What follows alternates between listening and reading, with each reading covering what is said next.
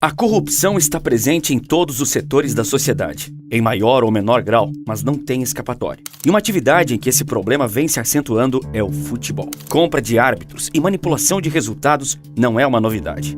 Mas nos últimos tempos, cresceu a preocupação com o tema na medida em que as apostas esportivas se tornaram uma febre no Brasil.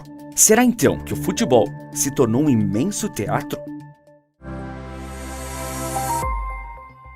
Um esporte que atrai bilhões de pessoas apaixonadas e que, consequentemente, movimenta bilhões de reais, dólares, euros e todos os tipos de moeda que fazem a roda das competições continuar girando. Esse é o futebol. Um esporte simples e muito popular. Milhões de pessoas todas as semanas se dirigem aos estádios, independentemente do país em que estejam localizados, para acompanharem um bom e velho jogo de esporte bretão. Mas para alguns torcedores, mesmo com a emoção que existe no futebol, isso não basta. Eles precisam de uma pitada extra de emoção, ainda mais se essa emoção, de quebra, lhe garantir um dinheiro a mais no bolso. As apostas esportivas são vistas como ideal para aqueles que querem assistir a um esporte e ainda ter a chance de lucrar, fazendo a chamada fezinha. E se perderem dinheiro nesse processo, faz parte. O Brasil viu nos últimos anos o mercado de apostas esportivas, feitas principalmente pela internet, se tornar algo não só muito popular, mas também um setor de grande relevância econômica. Afinal, você deve estar cansado de ver várias casas de apostas que surgiram recentemente, patrocinando clubes de futebol tradicionais. Mesmo durante a Copa do Mundo, era comum ver as placas publicitárias dessas bancas patrocinando emissoras que detinham os direitos de transmissão do maior evento esportivo do planeta. Essa febre começou a ser notada muito bem após o isolamento social em 2020, quando as pessoas passaram a fazer tudo pela internet, incluindo apostar. Mas o setor começou a renascer mesmo em 2018, quando o então presidente Michel Temer regulamentou as apostas de cota fixa, em que a pessoa já sabe o valor que pode receber no instante em que realiza a aposta. Existiam, porém, as empresas desse mercado não podiam ter sede no Brasil, apenas as estrangeiras. Não é exagero algum dizer que o brasileiro adorou essa legalização, já que os sites desse segmento estão sempre inundados de novos usuários e de apostadores assíduos. E através deles, você pode apostar em tudo que pode acontecer numa partida. Eu não estou exagerando. Você pode não apenas apostar se o jogo terá vitória de um dos lados ou empate, como também palpitar quantos gols irão sair, se os dois times irão marcar e em qual tempo, se sairão mais ou menos de 3 gols. E se fosse só isso, já estaria bom. É possível também apostar em qual jogador irá marcar gol, quantos escanteios terão na partida, se haverá ou não pênalti e até mesmo se algum jogador será expulso. E olha, eu não listei aqui nem metade das possibilidades de apostas existentes para você ter uma vaga noção da extensão desse mercado e como ele movimenta tanto dinheiro. Só que mesmo sendo uma atividade legalizada e que à primeira vista não causa danos à sociedade, ela também é capaz de atrair atenções bastante negativas, principalmente por culpa daqueles que ganham com as apostas através da corrupção dos profissionais envolvidos nos jogos, para lucrarem sempre ou lucrarem mais. Mas isso não é de agora. Mesmo antes da febre das apostas esportivas se espalhar pelo país, entre 2016 e 2018 foi deflagrada uma operação batizada de Game Over em vários estados da federação.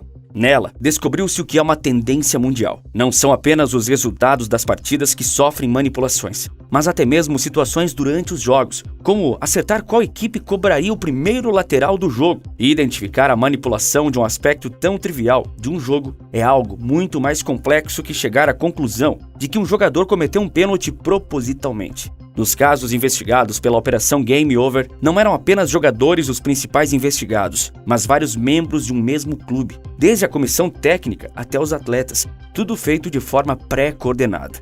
À época em que o escândalo foi revelado, 6 clubes do interior paulista admitiram ao jornal Folha de São Paulo que seus jogadores haviam sido sondados para forçar derrotas de suas próprias equipes e assim fazer os apostadores lucrarem. Claro, eles receberiam valor por isso. Como eu disse, a Operação Game Over foi deflagrada em 2016, muito antes do setor de apostas passar pelo crescimento avassalador e ter a importância que tem hoje no Brasil. Mas, recentemente, ficou claro que as fraudes em partidas de futebol continuam acontecendo, até mesmo em grandes competições nacionais. Não foi à toa que um jogador brasileiro de grande renome e que se aposentou recentemente alertou sobre o quão perigoso todo esse esquema de apostas e fraudes pode ser, como vocês já vão ver. Nas últimas semanas, foi revelada outra investigação, agora do Ministério Público de Goiás, que apura denúncias de manipulação de resultados na Série B do Campeonato Brasileiro de Futebol. Isso mesmo, a segunda divisão de elite no país. A apuração começou a partir de uma denúncia do próprio presidente do Vila Nova, Hugo Jorge Bravo, que havia decidido ir à polícia após começar a investigar, ele mesmo, uma movimentação estranha após os jogos do time.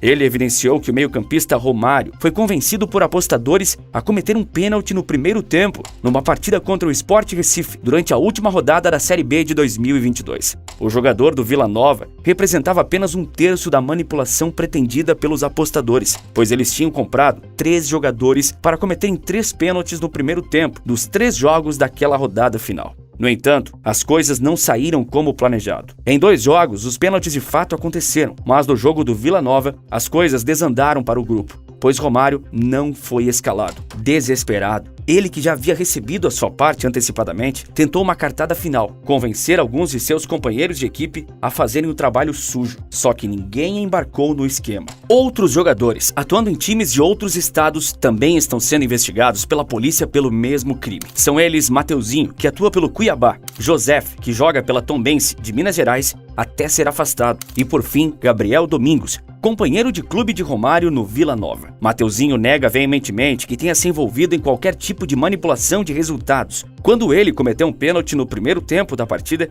entre Cuiabá e Sampaio Corrêa. Ele permanece jogando normalmente em seu clube no momento. Inclusive marcou um gol numa partida da Copa do Brasil, caindo em lágrimas na comemoração. Quanto ao Josef, ele já foi afastado do Tombense assim que a investigação se tornou pública. Pesa em desfavor dele a marcação de um gol contra bizarro, quando ainda atuava pelo Cruzeiro no ano passado, numa partida contra o Goiás.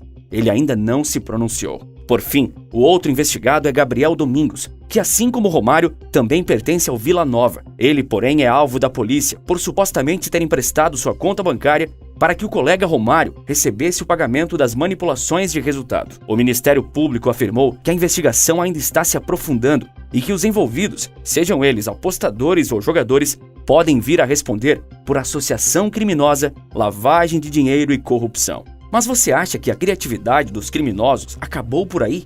E se eu te disser que existiam fraudes acontecendo em jogos de futebol, mesmo numa época quando não estavam sendo realizadas partidas? Um esquema de fraude em jogos fantasmas chegou a movimentar 10 milhões de reais em casas de apostas pelo mundo em meados de 2020, quando os jogos do mundo inteiro estavam suspensos por conta da crise de saúde.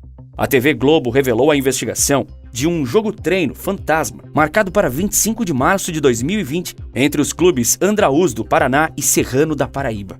Um volume milionário foi movimentado por 200 casas de apostas em todo o mundo durante o suposto jogo, mas há graves indícios de que a partida não tenha acontecido de fato. O advogado do paranaense Andraúz insistia à época que o jogo contra o Serrano aconteceu, mas também admitiu que o clube paraibano não tinha enviado uma delegação oficial para a realização do confronto. De uma forma ou de outra, a partida, tendo acontecido ou não, movimentou 10 milhões de reais no mercado estrangeiro de apostas. Isso nos mostra também que o problema não é só no Brasil, mas uma questão global e que vem acontecendo há vários anos. A Agência Mundial de Monitoramento de Apostas, Sportradar Integrity Services, detectou mais de 1.000 suspeitas ao longo de 2022 em aproximadamente 85 países e que abrangiam não só futebol, mas outra dezena de esportes. Segundo a agência, mais de 130 partidas suspeitas de manipulação de resultado no futebol brasileiro. A maioria ocorreu em ligas inferiores e que aconteceram até outubro do ano passado. Mas o Sportradar é impedido contratualmente de revelar quais foram essas partidas.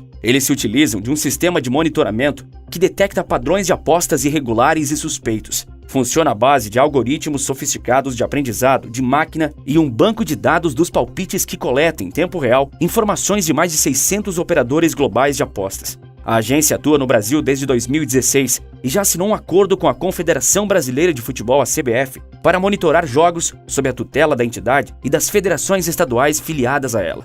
Ela também tem um acordo de cooperação com a Polícia Federal e já foram aplicadas punições em casos concretos de comprovada fraude em jogos de futebol? A resposta é sim. No início de 2022, o Campeonato Cearense de Futebol chegou a ser suspenso sob suspeita de manipulação dos placares. Na ocasião, o Clube Crato foi excluído do campeonato após terminar a primeira fase da competição na lanterna, tendo sofrido 39 gols em apenas 14 jogos. Mas uma denúncia de irregularidade flagrante que viralizou na internet aconteceu na segunda divisão do Campeonato Amazonense. O Atlético Amazonense perdia por 3-1 para o Sul América na segunda divisão estadual, quando o jogador Júlio Campos marcou um gol contra, absolutamente ridículo, aos 44 minutos do segundo tempo.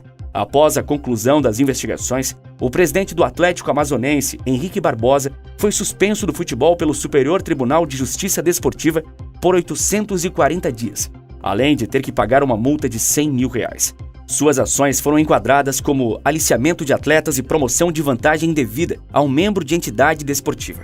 Quanto a Júlio Campos, este foi suspenso do futebol por 300 dias e condenado a pagar uma multa no valor de R$25 mil pelo gol contra marcado de propósito. E lembra daquele jogador que alertou sobre a corrupção no futebol? É Diego Ribas, ex-Santos e Flamengo, que já jogou pela seleção brasileira e se aposentou no final de 2022. Num vídeo publicado no Instagram, ele diz que já conheceu várias pessoas que se prejudicaram bastante ao se envolver no que ele chama de indústria das apostas. Ele faz um apelo aos atletas de futebol para que não se corrompam e evitem entrar em esquemas de fraude de partidas. O mundo das apostas pode ser um mundo muito perigoso. Conheço pessoas que se prejudicaram demais nesse meio, portanto tomem muito cuidado. Ele também diz que mesmo que a maioria esteja se corrompendo, os atletas que o estão ouvindo devem seguir no caminho da honestidade.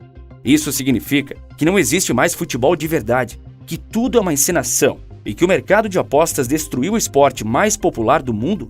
Nada disso. A esmagadora maioria das partidas de futebol realizadas são honestas. As associações de futebol, assim como outras partes envolvidas na produção de jogos de futebol, trabalham insistentemente para garantir que os jogos sejam legítimos. Existem várias medidas para garantir a integridade dos jogos, como exames médicos regulares e um monitoramento cuidadoso dos jogadores, treinadores e árbitros, antes e durante o jogo. Além disso, existem protocolos para monitorar atividades financeiras suspeitas envolvendo apostas, e pessoas envolvidas no jogo são submetidas a investigações apropriadas para garantir a honestidade das partidas. Mas é fundamental estar sempre vigilante. Afinal, o rápido crescimento da indústria das apostas faz com que qualquer um fique com o pé atrás. Como estabelece a lei brasileira, todos são inocentes até que se prove o contrário.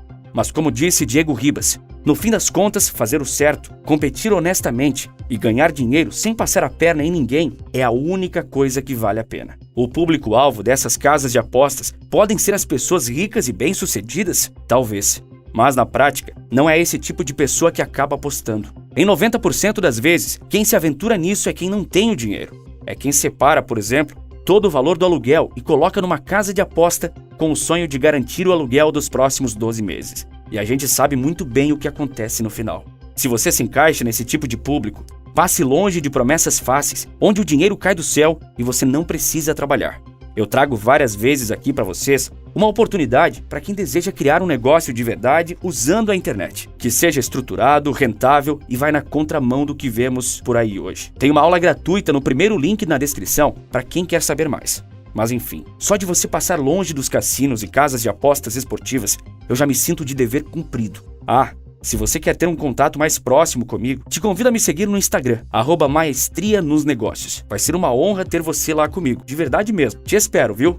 E você, quer saber como a Americanas entrou em colapso? Se foi por fraude ou ignorância? Então assista o vídeo que está aparecendo agora na sua tela, que eu te conto tudo. Por esse vídeo é isso. Forte abraço e bons negócios!